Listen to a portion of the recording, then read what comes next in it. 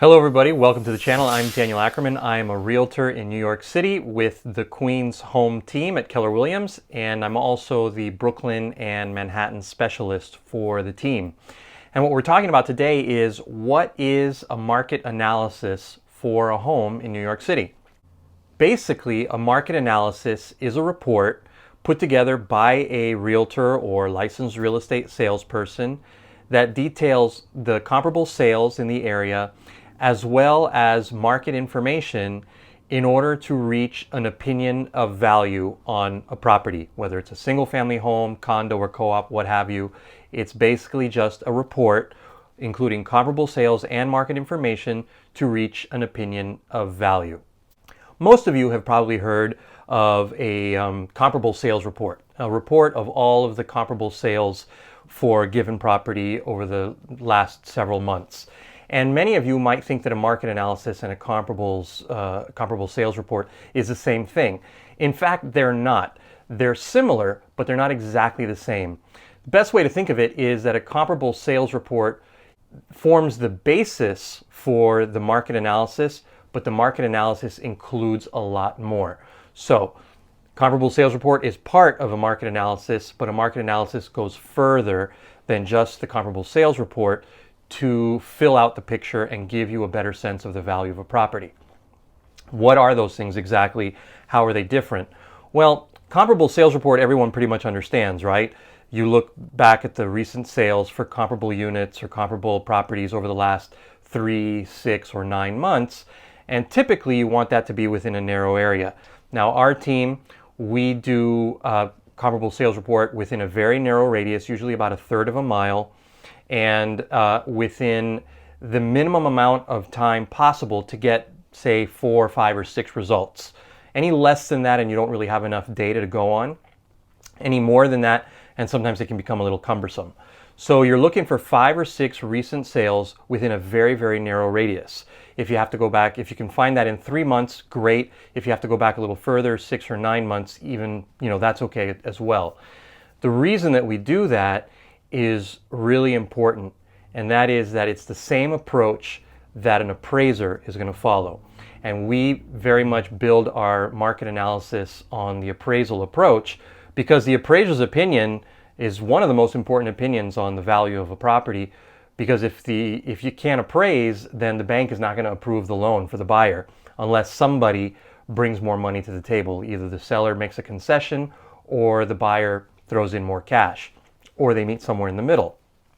But we've seen a lot of deals fall apart because a property doesn't appraise. So we follow the appraisal approach to give us the best chance of making sure that the property actually gets to the closing table. So we look at that narrow radius, and we look at about hopefully 5 or 6 homes, anywhere from 3 to 6 homes that have sold that are comparable in that span of time. Now, most people would just go, most consumers, let's say, might just limit that to, well, there's similar bedrooms and bathrooms, and that's fine. That's a good basis point. But what we actually do to go a little further than that, especially in the market analysis, is that you start making adjustments based on differences of the properties. So, not all 2-bedroom, 2-bath homes are alike. They're not all comparable. One might have a garage, whereas the other one doesn't. That creates difference in value. One might have a private driveway, whereas another one has a party driveway. That creates a difference in value. One might be brick, one might be frame. That creates a difference in value. So while a comparable sales report just gives you kind of an overview of everything that's sold that is of a similar layout and size, the market analysis really digs deep to look at the differences in features, differences in size, differences in condition, construction, zoning, all these different things, taxes, if it's a co-op, maintenance charges, all of these different factors, and make deductions or add value based on those differences in the properties. In addition, the market analysis is going to go a little bit further sometimes. There's additional things that we can add to that. So we're usually going to add some kind of market information about what's happening now. The problem with comparable sales is that anything that closed in the last, say, 3 months went into contract 2 to 4 months before that. So you're looking at what was happening in the market possibly 6, 8, 9 months ago. And it's not always indicative of what's happening now. We saw this last year, right? If you were looking to list a home in April or May, and we're looking at comparable sales from the last 6 months, well, some of those were pre-COVID, and some of those went into contract after COVID, and it had a very big impact on prices. So comparable sales is not always everything that you need to create an opinion of value. Sometimes you need more recent information. And what do we look at then? Well, we're going to look at things like, what's the competition online right now? How much inventory is there? So if you have a 2-bedroom, 2-bath house in Maspeth, how many other 2-bedroom, 2-bath houses in Maspeth are on the market? What's the competition like? And then where are they priced? So you might have, one that's priced really high, 10 or so that are priced right in the middle, and one that's priced really low. Where are you going to price your home in a strategic way so that you have the least amount of competition possible given the features and the condition of your home, right? So you don't want to compete against the top dollar if you are not a top dollar property, right? If it's a fully renovated property and you're not, you don't want to price the same way because you'll just be helping to sell the other property rather than getting a buyer for your property. So the market analysis takes that into account. We also sometimes will look a little deeper still, especially in Manhattan. We'll often look at what has expired, what didn't sell. We don't do that all the time, but you'll sometimes want to look at that. What has expired, what didn't sell. And you'll also want to see at what's gone under contract lately. That gives you a really good sense of where the activity is at. Where are things priced that are getting buyers right now to go under contract?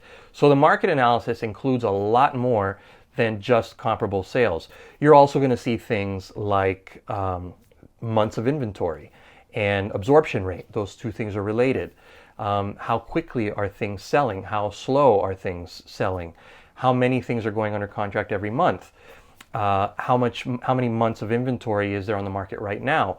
These things are going to inform a seller as to, okay, here's what the property could probably appraise for, but do we want to maybe price it a little bit differently, a little strategically, in order to maximize the amount of traffic that we get in the door? Because the appraisal is one thing, you have to get bids first and you have to get traffic first. And that's sometimes, that's sometimes one of the challenges. So you want to take that market analysis and take a look at that and see where to price your property. And finally, you definitely want a market analysis. We never just walk into a home and just give a price off the top of our heads as to what it might be worth. It's not fair to a seller, and we don't like to leave it up to opinion and conjecture. We like to show hard data. And we definitely would recommend to any seller out there, make sure you get a report. Make sure that you see the work so that you understand how that opinion of value was arrived at. If a realtor is walking in your door and just providing an opinion off the top of their head, it might be impressive. Oh, this guy really knows the market. But you have to ask yourself, how did they get to that number, and how do I know that it's right? How do I know that it's accurate? An appraiser would never do that, so you have to wonder if it's a wise choice to have your realtor do that. So definitely always go for that market analysis, get the full report, see all of the work so that you can understand how did we get to this price opinion. And that's about it, guys. I hope that that has helped shed some light on the difference between a market analysis and a comparable sales report, and what a market analysis for a home in New York City really is. And if you have any questions, make sure to reach out. Contact information is in the description below. And of course, leave comments and questions as well. Thanks for watching, and hope to see you again soon.